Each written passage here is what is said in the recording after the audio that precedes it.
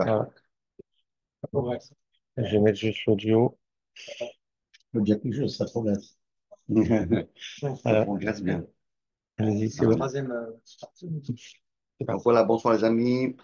Alors, Bezrat Hashem, on est arrivé à terminer la Masechet Baba Bemitzia et on va, Bezrat Hashem, on commence la Masechet Baba Batra. Alors, vous savez tous que la Masechet Baba Batra est considérée comme la Masechet la plus longue. On en a pour 6 mois dans le Daf Yomi.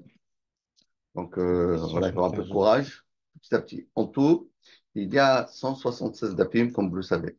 Seulement, le Gan de Vilna nous dit, bien que c'est la plus longue Masechet, mais c'est la plus longue Masechet de dapim. Mais par rapport aux mots, combien de mots, c'est pas la Masechet Bava Vatra qui est la plus longue, mais c'est la Masechet Brachot. Cette Brachot, elle est composée de beaucoup plus de mots par rapport à Shabbat, Eruvin, Baba Kama, etc., Zvachim, Menachot, parce que là, et pourquoi elle est tellement courte? Parce que comme il n'y a pas beaucoup de Mefarshim, il y a beaucoup de Haggadot, alors les Mefarshim n'ont pas tellement ils ne sont pas tellement allongés. Donc c'est pour ça hein, qu'elle est la plus longue, bien elle a beaucoup moins de dapim que Vavatra. Et pourquoi Vavatra, elle a tellement de dapim alors qu'elle n'est pas si longue que ça? Parce que on sait que dans Daf Tet, si on prend le Daf Kafret, on va voir là-bas, il est écrit dans Rashi, comme ça, Adkan, dans le Kafret 29a, écrit Adkan Pirouche Rashi Zatzal. Mikan Velar Pirouche Rabbeinu Shmuel Berabi Meir. Donc, qu'est-ce qu'on voit d'ici? Que Rashi, il a commenté jusqu'à le DAF 29A. Et à partir du DAF 29A, alors Rashi, s'est arrêté d'expliquer ça. Dans les premières éditions, il était écrit, dans les premières éditions, écrit Kan Met Rashi. Ici est mort Rashi. Souvent, ils ont enlevé ça parce que je ne sais pas qui c'est qui a eu la chutzpah de marquer comme ça Kan Met Rashi. C'est un peu. Kan Met Rashi. Le fait Comme qu'il ça, s'est c'est écrit arrêté ici. devant. Ouais. Il y a écrit ici Kan Metrashi Zal. Comme ça, dans Dafraftet. Tu l'as? 29a. Ça veut dire quoi? On dit pas Met, on dit Niftar. Ouais. Deuxièmement, ça ne veut pas dire que Rashi, il n'a pas étudié Bavatra. C'est-à-dire que vous savez que Rashi, c'est des contrassim, des contrastes. Pourquoi on l'appelle Rashi contraste? C'est la première édition, deuxième édition, troisième édition. Donc, il n'a pas encore terminé son œuvre. Mais de dire Khan Met Rashi, c'est un peu. Quelle est la kavana de dire qu'un maître Rashi? Ça veut dire qu'après cette ligne-là, il n'y a plus de commentaire de Rashi. Voilà, exactement. C'est pour ça, et donc c'est ça l'explication. Y compris Si on sur les comprend, on Macertot. voit le 29, page 29, on va voir une différence énorme entre les 29 premiers d'Apib et la fin de la Masekhet. Ce que Rashi, on va prendre un exemple, si vous avez la Gemara, je vous l'ai dit par cœur. Rashi termine avec Alma, Amar Rab Nachman. Et Rashi dit les Kaman Beshmatin. Enfin, Rab Nachman, il va apparaître plus tard dans la Sugya.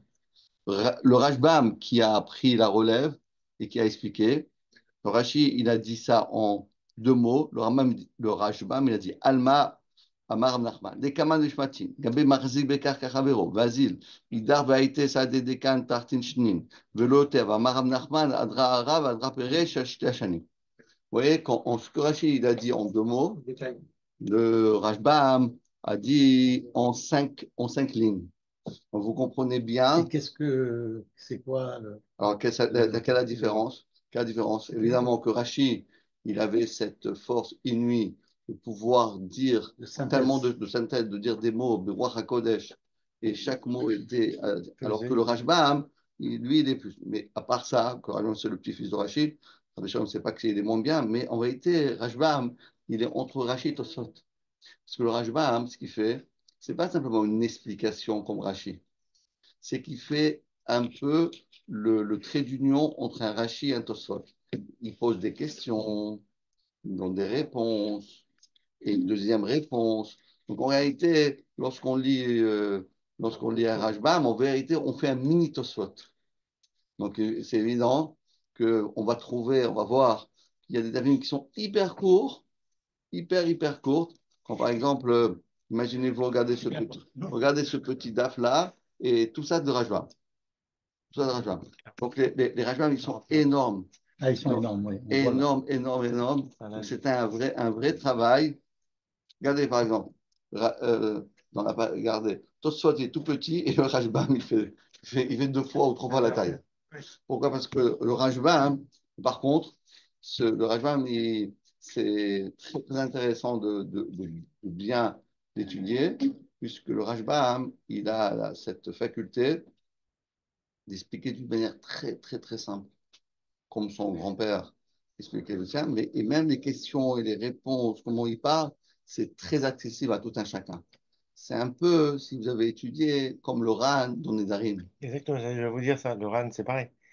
Oui, le Ran, c'est déjà un Baltos, c'est pas une Baltosot, c'est Talmidim de Sfarad. Là, c'est plutôt l'école Ashkenaz, mais en tout cas, c'est très intéressant. Donc, c'est pour ça que si on va diminuer les pages de la Gemara, puisqu'il y en a plein de Mefarshim, donc automatiquement, on a plus de pages, on a plus de dapim.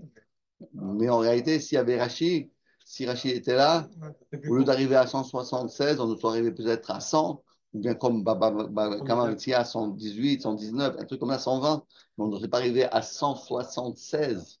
C'est énorme, 176, c'est la série la plus longue. Il y a 6 mois, donc il y a presque un mois de plus de Dafayomi. D'accord. D'accord?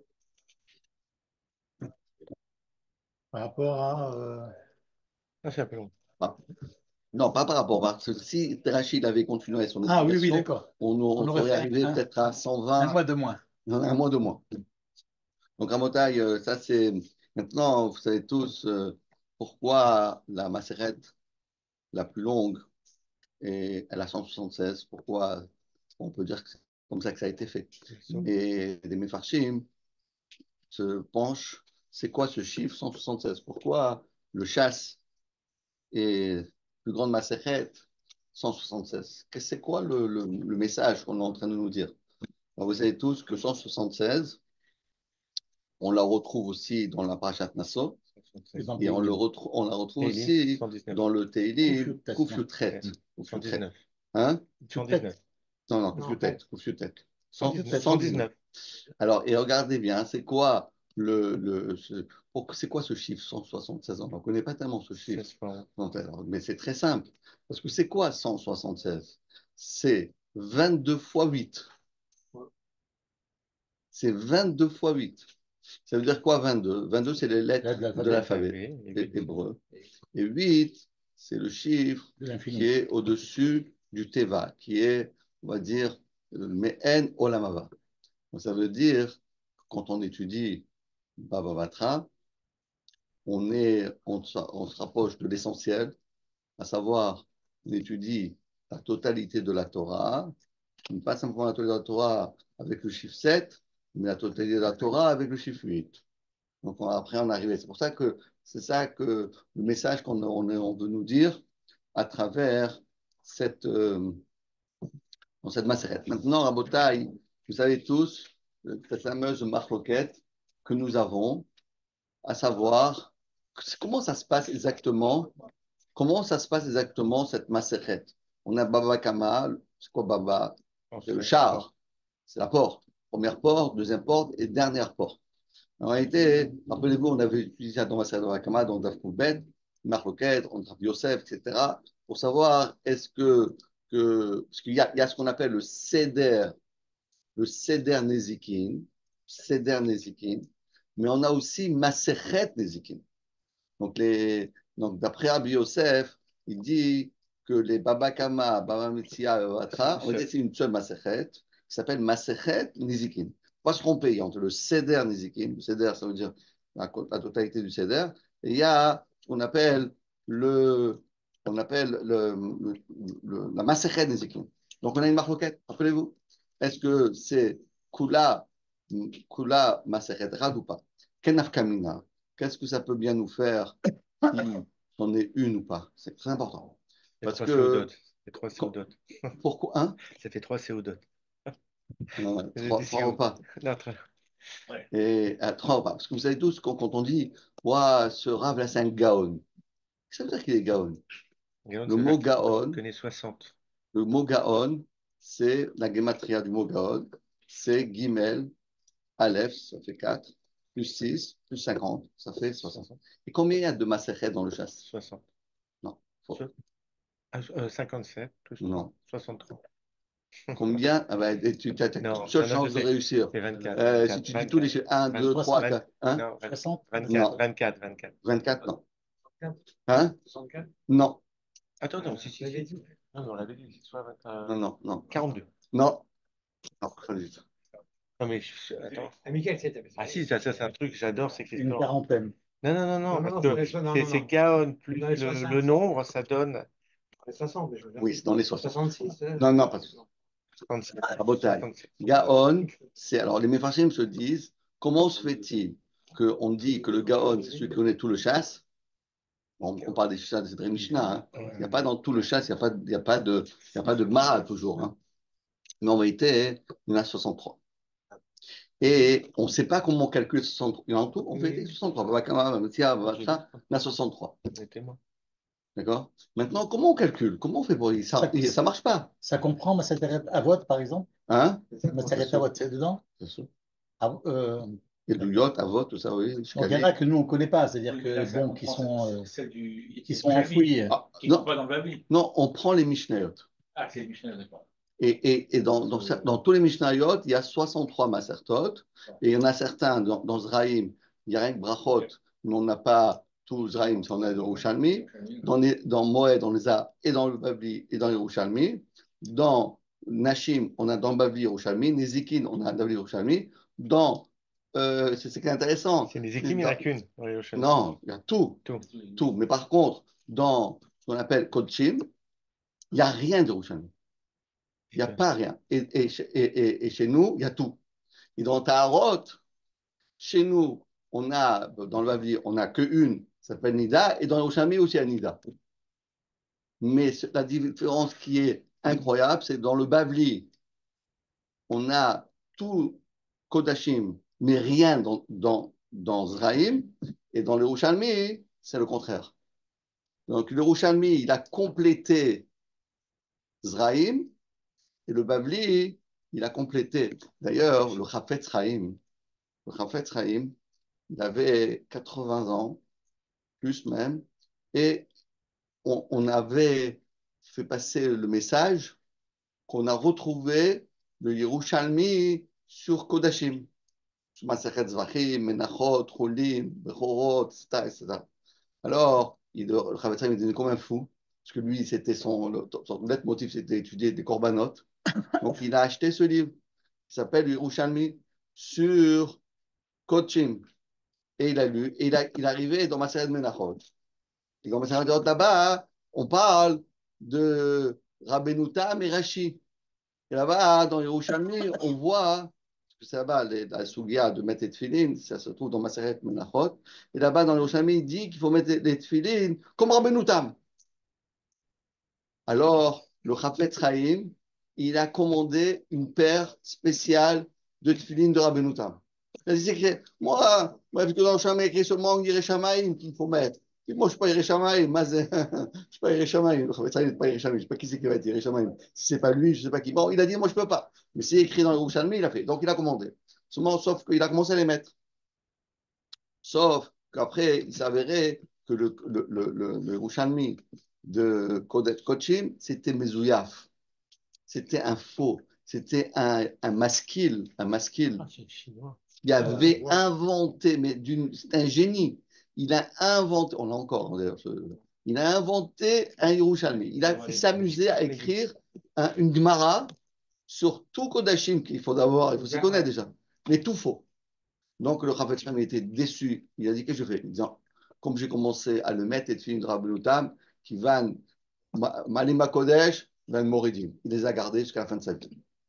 peut-être, moi je me dis, pourquoi Hachem il a fait. C'est pour ça qu'il a fait. Voilà, je dis, peut-être c'est pour ça, c'est la raison pour laquelle Hachem il a fait qu'il y a un fou qui a écrit un Yerushalmi, pour que le Chafetz Chaim, à la fin de sa vie, il mette des films dans le Voilà, Rabotai. Donc en tout cas, ce que je voulais dire, combien on a alors on dit comme ça. Comment on va arriver à 60 alors qu'on a 63? Alors qu'est-ce qu'on fait? D'après Rabbi Yosef, c'est facile. Pourquoi? Parce qu'Rabbi Yosef, les trois, ça fait un.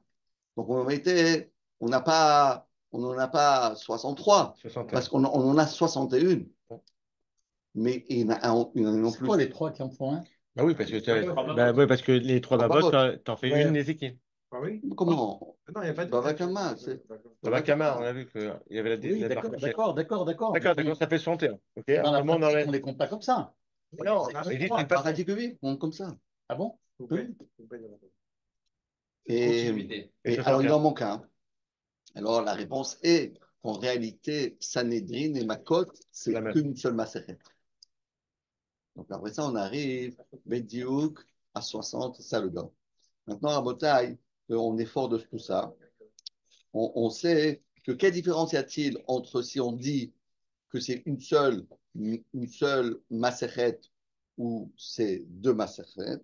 On a un Afkamina, le dit Tosfot dans notre premier Tosfot du chasse, Maseret Vavatra, nous dit Afkamina, si Rabbi Machloket Vachakar Stam. Lorsqu'on a des fois une Machloket entre par exemple Rabbi Meir et Rabbi Yehuda, comme par exemple on vient de voir dans la Metzia par rapport à si on a deux jardins, un plus haut, un plus bas, et il y a un légume qui pousse au milieu, etc. Rabbi Meir, Rabbi Yehuda, etc. Donc, Machloket. Mais on ne sait pas comme qui il a la Parce qu'il a écrit Stam, il a écrit Machloket. Si on va trouver dans Baba Batra une Mishnah que Rabbi va être Sotem, par exemple, comme Rabbi Yehuda. Donc, on va dire Machloket Varkastam, Alacha Kestam. Mais ça, c'est seulement si Baba Kama, Baba Metzia, Batra, c'est une seule Maseret. Mais si Baba Kama, Baba Metzia, Batra, c'est trois Masertot, même si Rabbi il a été Sotem dans Batra, comme un des Tanaïm, ou Rabbi Meir, ou Rabbi Yehuda, j'ai dit par exemple Rabbi Yehuda, mais l'Alacha ne sera pas comme Rabbi Yehuda. Parce qu'on prendra d'autres klalim, il faudra d'autres klalim, mais en tout cas, on ne pourra pas utiliser ce klal. Voilà, donc c'est ça l'importance qu'on a dans ce sujet-là. Si c'est une seule masechet ou deux masechet, on a vraiment très important à savoir ça. Maintenant, à Botaï, on a un petit problème. C'est pourquoi Rabbi Yehuda Anassi, il a écrit Masechet Bavatra à la fin. Qu'est-ce qu'il y a, quel est le lien avec Bava Metzia et Bava Batra? Toujours, on essaie de trouver un lien logique. Alors, sur ça, on a une marquette Rishonim entre le Tosfot et le Rambam. Tosfot, ici sur place, il nous dit que quel lien y a-t-il entre le début de la Masechet Bava Batra et la fin de Bava Metzia? Il nous dit, mais c'est très simple. Comme on a vu là-bas, à Baïd Vaalia, c'est quoi le dernier Pérec? À Baïd Vaalia, deux personnes. C'est comme deux associés, deux personnes qui habitaient dans la même maison et elles s'effondraient la maison. Qu'est-ce qu'il doit leur. C'était un locataire, si c'était, etc. Tout ça, alors qu'on a vu. Et les pierres, est-ce que les pierres appartiennent à l'un, appartiennent à l'autre? Donc, on a parlé de ça. Donc, Rabbi, tout de suite, il a bifurqué à tout à fait. Deux associés qui se mettent ensemble et ils veulent construire un mur, on les oblige à construire un mur, etc., etc. Donc de là, on voit, c'est ça le lien que nous fait Tosfot. Le Rambam, par contre, le Rambam dans la Pirusha Mishnayot, dit un pshat extraordinaire. Il dit non, c'est pas parce qu'on parlait de ça, on a continué à parler de ça. Non, c'est pas ça le truc. Regardez bien la différence qu'il y a entre Bava Kama, Bava Metzia et Bava Batra. Il nous dit, Baba Kama, de quoi on a commencé, de quoi on a parlé? Arba Avod Nezikim. On a pris la paracha de Mishpatim et on a traversé la paracha de Mishpatim et on a dit c'est quoi le bord, le shor, le hesh, la damamazi, etc. On a fait toute cette soubia, il a frappé, il a détérioré il a son taureau. On a fait ça. La deuxième partie, on a continué par Parashat Mishpatim. On a parlé de Ribit, Torah, on a parlé de Mashkon, à la fin, on a parlé de Mashkon. En réalité, tout Baba Kama, tout Amtia, c'est basé sur des versets de la Torah. C'est en réalité un commentaire de la Parashat Mishpatim. Arrivé à Baba Batra, on va, pendant 176 d'Apim, on ne va pas amener un seul pasouk de la Torah. Il n'y a pas de pasouk. Il n'y a pas de pasouk. Aucun pasouk. On vient de le voir. C'est quoi? Mashkon, le Avod, l'Otignov, l'Otigzol, etc. Et de quoi on a parlé jusqu'à présent? Chaque Pérec et le Socher, si tu as loué, alors dit, Torah, à pasouk, Midrash, Melefana, Velolefana. Shouatadin, on dit à Tov. Et oui, Ouais. des versets c'est encore, c'est pas, non, mais par exemple, est-ce qu'on a le droit de prendre un gage de quelqu'un? On a le droit de prendre. C'est un droit. Est-ce que quelqu'un qui travaille dans notre champ, on peut l'empêcher de picorer sur son bras? Tout ça, c'est un Torah, ça. En réalité, c'est quoi Baba Metzia? C'est l'explication de la paracha de Mishpatim. Donc, Baba Kama, c'est le début de la paracha, et Baba Metzia, c'est le. Mais Baba Atra, vous allez voir, du premier verset, la première Mishnah, jusqu'au dernier, il n'y a aucun verset. Alors, le Rambam dit c'est quoi? Le Rambam dit il y a deux choses. C'est Api Kabbalah. C'est quoi? C'est que Moshe Rabbeinu,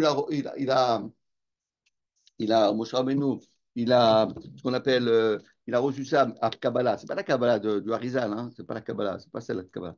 Il a reçu ça d'Hachem dans la montagne de Sinaï, ou bien à Piazvara.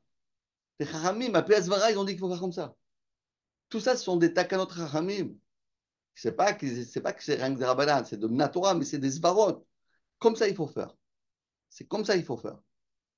Donc, c'est ça le lien. Donc, on comprend bien. Début de la parashat Mishpatim, fin de la parashat Mishpatim, et après, on essaye voilà, tout des svarot, tout ce qu'on a reçu, les kabbalot, etc. C'est ça. Là, donc, c'est pour ça qu'on comprend pourquoi il a mis à la fin. Parce qu'il n'a pas commencé d'abord à dire des choses de svara, alors qu'il y a des psukim. D'abord, on parle des psukim, et quand on a fini les psukim, on parle des svarot, des kabbalot, ce qu'on a reçu de nos maîtres. Qu'est-ce que tu disais? Il y a des versets quand même de Télim, de Michelet, non, même pas. Non, mais ça, c'est Asmarta, ça.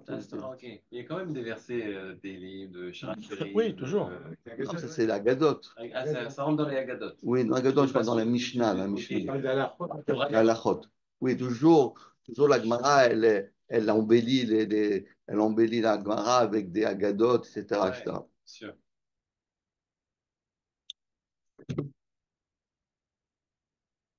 Donc, on a bien compris là, dans le lien. Donc, de quoi ça va parler, Baba Batra? C'est quoi le sujet, on va dire, central de cette Maseret?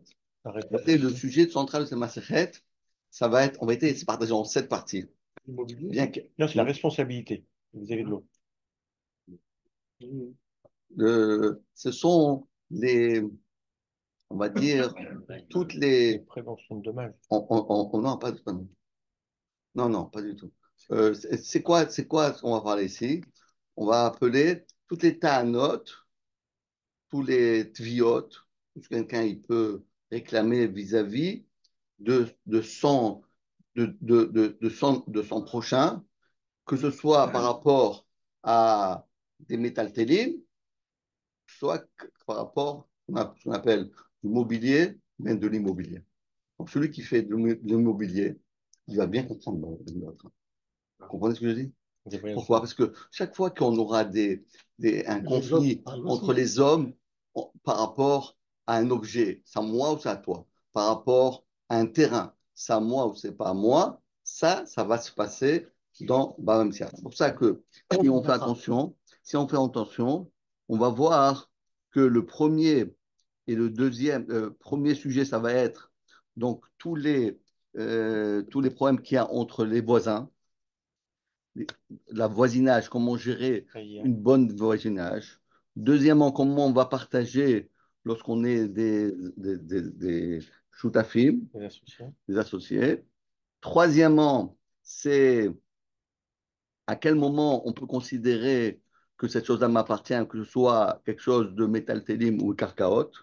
Et après, dans le quatrième, cinquième et sixième pérec, on va parler comment on acquiert.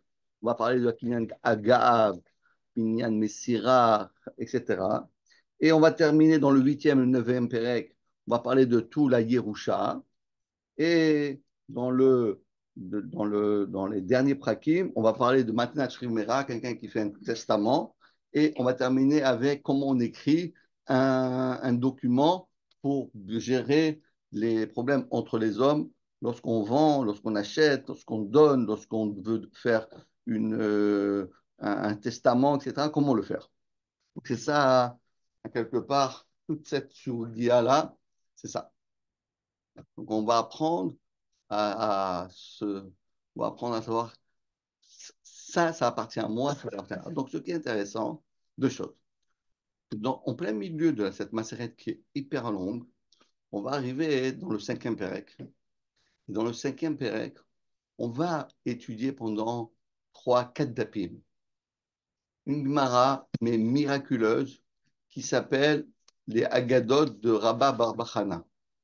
Rabba Barbachana, il va nous décrire des choses qui sont insolubles, des choses qui sont surréalistes.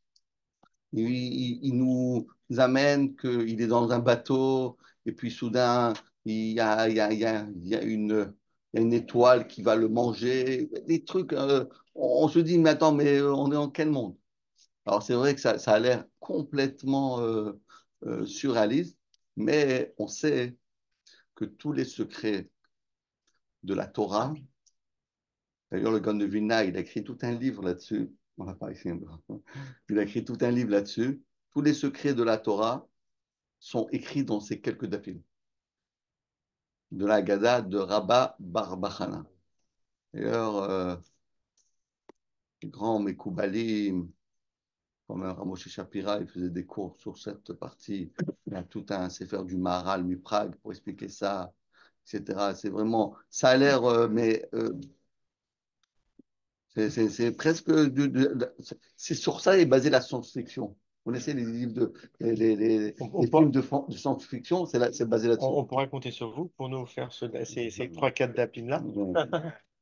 Hein? C'est quelle page, il a dit? Hein? Cinquième période. Le début du cinquième période. On a le temps encore. Encore, mais ça. Ça serait sympa qu'on fasse 2-3 papiers avec vous. Non. Non, mais c'est seulement si on l'invite au foot, il a dit. Alors, comme je l'invite pas au foot, il a dit Seulement que je fais quoi? que l'introduction. Ou le tennis. On verra, je te raconte, on verra. Mhm. Ah, mais on serait- D'accord, Abotaï. Donc voilà à peu près des sujets qu'on va en parler. Donc, bien que ça a l'air très très technique, la Maseret Bavatra, mais ce que Hachem il a fait, La vie, il nous a fait un petit cadeau, c'est qu'en vérité, toute la Kabbalah, tout ce que, comment Hachem a créé le monde et la raison de la création du monde, tout ça dit Veralo, tout ça c'est écrit dans Bavatra. Pourquoi? Parce qu'en vérité, Bavatra, ça veut dire quoi? D'ailleurs, tout le monde a questionné pourquoi Rashi, il est niftar à Baba Batra. Ça veut dire quoi? Pourquoi il est plutôt... Bon, tu sais comme ça, il est niftar, il faut bien qu'il soit niftar un jour. Mais nous, on n'aime pas ces réponses. C'est des réponses goy. Chaque chose, il y a une raison. Alors un jour, après un invité a demandé au Rizal, il lui a dit, mais pourquoi Rachid est mort niftar à ce moment-là? Alors il donne toute une explication kabbalistique, pourquoi Rachid il a été avec Baba Batra, il y a un lien très, très, très... Bon, je peux essayer un truc un peu kabbalistique, je ne sais pas moi-même vous l'expliquer, donc regardez vous-même ce qu'il dit là-bas. Mais en tout cas, moi, ce que je voulais dire, quelque chose de plus simple, c'est quoi? C'est que Bavatra, c'est quoi? La fin, la dernière porte. C'est un peu comme Iveta de Mishicha. C'est comme l'époque messianique. Quelque part, c'est l'époque messianique. C'est pour ça que Rabba Baba Hana, dans le cinquième Pérec, il va d'ailleurs, cinquième, c'est pas chaud parce qu'on sait qu'un Neshama, elle a 5 particules. Le dernier partie du Neshama qui s'appelle Chaya Yechida, la Yechida, c'est l'Olam Haba. Quelque part, Bavatra, c'est la Masechet de la fin des temps, Bezrat Hashem. On espère comme ça. On espère comme ça que ça va se faire. Maintenant, Rabotai, si on fait attention au premier mot de la Mishnah, Hashutafim, les Associé. associés. Pourquoi on a marqué le He? C'est quoi Hashutafim? Rappelez-vous, quand on a étudié Maseret Kiddushin, on dit Aïcha Niknit. Soit il dit, prends écrit Aïcha. Quand on dit Ah, c'est le He Ayedia. On a déjà parlé. Il dit Oui, on en a déjà parlé. Où c'est qu'on en a déjà parlé? On en a parlé dans la Torah. Écrit Kikar Ishisha. Lorsqu'un homme épousera une femme. Donc on dit Aïcha Azot, l'Aïcha de la Torah, Niknit. Donc, on comprend bien que le hé, ça veut dire on a déjà parlé de ce sujet déjà auparavant. Maintenant, Tosfot demande, mais où c'est le hé, Ashutafim? Où c'est qu'on a déjà parlé de Ashutafim? C'est quoi le hé là? Ashutafim. Shutafim, Shiratsu, enlève le hé. Ça marche pas? Enlève le hé. Shutafim, Shiratsu, Sod, Mechitza, ça marche très bien aussi. Shutafim. Les Shutafim. En Tosfot, fort de ce qu'il vient de dire il y a quelques instants, il nous répond que de la même manière que le lien qu'il y a entre Baba Metzia et Vatra, c'était Abaïd Valia, c'était ces fameux cohabitants dans la même maison, sur la même terre, qui avaient des problèmes de voisinage, hein, sa maison est cassée, l'autre il veut prendre les fruits, les légumes de l'un de l'autre. Alors, Ashutafim, cela. C'est le même. C'est le même tout à fait. Tu peux amener un fromage, s'il te plaît? Mais le Khatam Sofer, donc il y en a un ici. Non, c'est Bamidbar, Dvarim.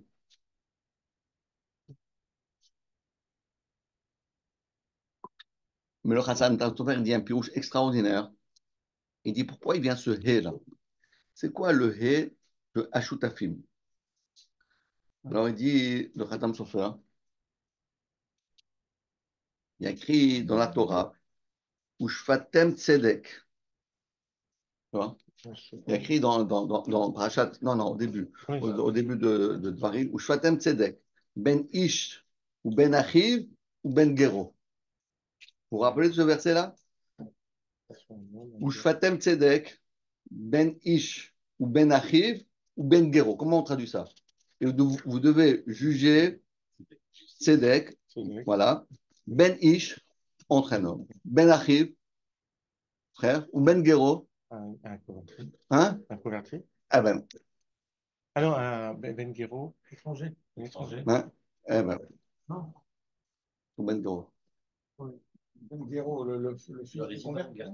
Faut Cartoucha. faut faire, avant de faire Vayomi, il faut faire Chumash Hayomi. Guéraud. Rachid dit, c'est quoi l'explication? Ushfatem Tzedek, c'est dans Dvarim, c'est dans le premier chapitre, hein, c'est pas très loin. Tetzain, dit Rachid, Vatsav et Baïta, il est mort. C'est quoi? Ou Ben Gero? Contre lui, le converti. Non. Non, Non. Non. Ben Gero, ça vient du mot, c'est pas guerre, ça vient du mot iskedira, un gar, un igar, l'o-guerre entre son frère et entre son voisin, celui qui habite avec toi. Guéro, c'est pas ce le guerre. Rachid dit, pourquoi le guerre? Qu'est-ce qui est différent? Guerre, tout le monde a déjà dit que ça. Non, ça veut dire, tu dois faire un jugement tzedek, un jugement qui est équitable entre toi et ton voisin. Guéro, c'est Rachid dit, c'est quoi Guéro? Milachon dira. Milachon dira. Guerre, c'est la chon gar. Efotagar. En hébreu, comment on dit? Efotagar. Guéro, ça vient du mot dira, c'est quelqu'un qui habite. Donc, dit le Khatam Sofer, je suis fort le Khatam Sofer. Donc, dans la Torah, on parle, Guéro, on parle, tu dois faire la justice entre toi et ton voisin. C'est quoi toi et ton voisin? C'est les Shutafim. Vous habitez dans le même palier et copropriété. Vous Et il faut partager. Donc, ha-shutafim. Où c'est écrit dans la Torah? On parle on parle d'ici. On parle Ben Gero. Pas comme Tosfot. Tosfot, il dit que c'est parce que c'est simplement on a voulu faire, on a trouvé ça dans le Baba Metzia. Non, c'est la Torah. De la manière qu'on dit Aïcha Niknit, c'est quoi la Aïcha Niknit? La femme la femme dans laquelle il est écrit dans la Torah, Ishkika Rishisha, eh ben c'est là-bas, c'est là, c'est un Aïch. Donc Aïch Shutafim, c'est ça les Shutafim. Vraiment, quand la Kavod Khatam Sofer, il est trop, trop, trop, trop fort. Rabotai, c'est incroyable. Maintenant, Rabotai, et c'est qui est intéressant, on vient de voir dans Baba Metzia une Gemara qui est terrifiante. Je ne sais pas si vous vous rappelez. Rav, un jour, il a passé dans un cimetière. Vous rappelez cette histoire ou pas? Ouais. Hein? Vous rappelez cette histoire? Il est dans un cimetière et il est sorti du cimetière. Il a dit, dans ce cimetière, 99 personnes sont mortes à cause de Ainara et un, il est arrivé à son âge que Hachem il a prévu. Ouais, ouais, ouais. Rabotai, fort de cette Gemara-là, tout le Pérec Rishon, disons, Reia, bravo. Donc, on va parler énormément de ce qu'on appelle Ezekria. Ça veut dire que quelqu'un, lorsqu'il voit que le temps de son ami, il est verdoyant, il peut le par mettre exemple, hein? l'Ainara dessus. Et comme quelqu'un il a une Tesla, il dit, ah, moi j'ai une Tesla. Ouais, j'ai une Tesla. Non, mais moi, vous savez comment j'ai un faible pour les Tesla que je déteste. C'est pour ça que je parle d'elle. Moi, j'aime toutes les autres voitures sauf celle-là, mais je parle de celles que j'aime pas. Donc, et quelqu'un qui a une belle voiture, une belle maison, on dit, ah, il y a une ara, une ara. Donc, elle m'a dit, il faut clôturer. Il faut clôturer. Il faut mettre une clôture pour que les gens ne te voient pas. Ah, mais si tu le sais. Non, c'est pas pareil. C'est pas pareil. Même si tu le sais, c'est pas pareil que quand tu le vois. Quand tu le sais, tu dis, bon, celui-là, il est riche, il est pas riche. Je sais pas, ça va travailler dans sa tête. Eh ben oui, c'est ça. Parce que le Chadonish, dans Prochain Mishpat, il nous explique là-bas que Hachem, il a créé des yeux. Mais des yeux, c'est pas quelque chose de. Par exemple, si on regarde la Gematria, c'est bon. Ça, Dans 5 minutes. Ouais. Les yeux, c'est quoi les yeux? C'est combien c'est la Gematria de un œil? Aïn, c'est combien la Gematria? 130. 130, bravo. Mais on voit avec deux yeux. 260 200 260. euros, 260 euros. 260. On rajoute 50, non? Non. Il faut Un faire œil, critère, ouais. 130. Un autre œil, ça fait 130, ça fait 260. Moi, je croyais à Enaïm. Non. Ça veut dire, quelque part, autant quelqu'un, ce qu'on appelle Aïn Tova, donc il utilise le nom d'Hachem pour poser son regard, et son regard lui amène une bracha sur son regard, lorsqu'il pose son regard sur une chose, sur une personne, son regard, elle peut guérir, ça. Pourquoi Dagmar a dit, Dagmar, rappelez-vous, on a vu plusieurs fois, Natanba Enav, Ve'asao, qui gâche Atzamot. Il s'est disloqué la personne, tac, tac, tac, tac, tac. Parce que l'œil, il est très fort. Parce que dans les yeux, c'est l'œil, c'est la concrétisation de la neshama dans notre corps. Dans les yeux, on voit la neshama. Vous savez ça? Dans les yeux, on voit la neshama. Il y a une expression. Le docteur, moi, il nous a expliqué ça, même si tout le reste, c'est pas vraiment, il nous a expliqué ça. Il y a une expression, je ne crois que ce que je vois, et Dafkal et Dayanim, ils jugent ce qu'ils voient. Exactement. Ce qu'ils ne voient pas, ils ne jugent pas. Je suis pas sûr. Il m'a dit Gadol Reya Nashmia. Encore plus grand, la Reya que lorsqu'on entend de Dédim, alors on dit oui, on a piche Dédim, mais si on a vu, c'est plus fort que la Shmia. Donc, si on a une contradiction entre ce qu'on voit et ce qu'on entend, c'est exactement ça. Donc, en tout cas, pour vous dire que c'est le Ainara qui est. Il faut évidemment faire très attention et chacun doit. Et dans la paracha, bientôt, la paracha de Balak dit Matovu Alecha Yaakov, Mishkenotecha Israël. On n'a pas fait les portes un en face de l'autre, les fenêtres. Parce qu'on va voir ici, il faut voir la fenêtre et de monter en haut, en bas, de décaler, de prendre voilà, des angles exactement, parce que je ne veux pas que tu me vois ici voilà. et toi tu es sur le toit, moi je suis en bas, etc. Il y a plein d'arguments. Mais tout ça est basé sur cette notion-là. Et je termine par ce que dans la Maseret Bava Batra, il y a quelque chose qui est unique, c'est que les Rishonim, les Acharonim, autant il y a des Masertot, il y a pas beaucoup d'explications. Mais dans cette Maseret Baba Batra, on a des Rishonim qu'on trouve nulle part ailleurs.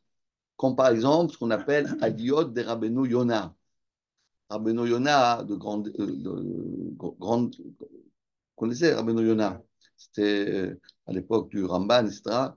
Grandi. Comment ça s'appelle aujourd'hui en Espagne? Gironde. Voilà. Gérone. Gérone. Lui, il a écrit ce qu'on appelle Aliyot de Rabbeinu Yonah. Il y a ce qu'on appelle le Yad Rama. Yad Rama. C'est Rabbeinu Meir Alevi Aboul Afia. Oh là, c'est l'Ashkenaz. À côté de Meknes. Pas de Meknes. Hein? Aboul Afia. Et lui. Celui qui est à la boulangerie? Non, Non, mais Afia. Ah, Afia, c'est ça. Et lui, le Yad Rama, un pirouche extraordinaire sur le Bava Batra. C'est le seul, on a sur Bava Batra, et merci. Hachem, il a fait qu'il existe, il a fait surtout, bon, on a perdu ton livre. Et lui, le tour et le Shulchan Arour, ils se sont basés sur son explication, et tout le tour est basé sur ce livre-là, sur le Yad Rama, Rabbeinu Meir Alevi Aboulafia. Et on a un troisième. Il y a trois Rishonim qui apparaissent que dans Maseret Bava. Je répète. Premier, c'est Rabbeinu Yonah, Aliyot de Rabbeinu Yonah. Le deuxième, c'est le Yad Rama, Rabbeinu Meir Alevi Aboulafia. Yad Rama, c'est Yad Rama Resh Mem He. Pas Aleph. Resh Mem He, Alevi Aboulafia. Il y a le troisième qui s'appelle le Rimigash. Le Rimigash, je vous raconte l'histoire de Rimigash, je termine avec ça. Le Rimigash, le père du Rambam, lorsque son fils il était très très jeune, il avait peut-être 8 ans, il a dit à son fils, le Rambam, c'était un petit garçon, il a dit, tu sais quoi, viens avec moi, on va aller chez le Rav. Ils ont voyagé chez le Rimigash. Et lui, le père, Maïmon, il était déjà un grand Dayan, etc. Il a pris son fils. Il a dit à son fils, tu sais quoi, embrasse la main du Rav. Et le Rambam, il a embrassé la main du Rimigash. Et le Rambam, il écrit dans son Sefer que grâce au fait que j'ai vu le Rav, je lui ai embrassé les mains, c'est grâce à ça que je suis devenu Rambam. Il a dit, il n'y avait pas un homme, le Rambam, il écrit comme ça dans la Gdamat à Mishnayot, il dit, il n'y avait pas un homme qui connaît ce qu'il y avait. D'ailleurs, le Yad Rama, le Rimigash, c'est une explication, mais lui, son truc, c'est quoi? Pshat. Il fait le pshat. C'est-à-dire, pas d'embrouille. Tout simple. Il lui veut que ce soit hyper simple. Et, et tout le Rambam et Shulchan Aruch, c'est basé énormément sur ces trois grands Rishonim, Rabbeinu Yonah, Yad Rama et voilà, Rabotai, ce qu'on pouvait dire rapidement sur ce sujet. Et pour terminer, je vous encourage de continuer évidemment à étudier encore, parce que chaque mot de la Torah, aujourd'hui, chaque mot de la Torah, ça nous apporte non seulement pour nous, pour notre famille, pour nos enfants, pour pour nos amis, une bracha, mais même pour tout le cas Israël. On sait qu'aujourd'hui, en Israël, la Médina d'Israël a fait une zéra terrible sur le Olam Torah.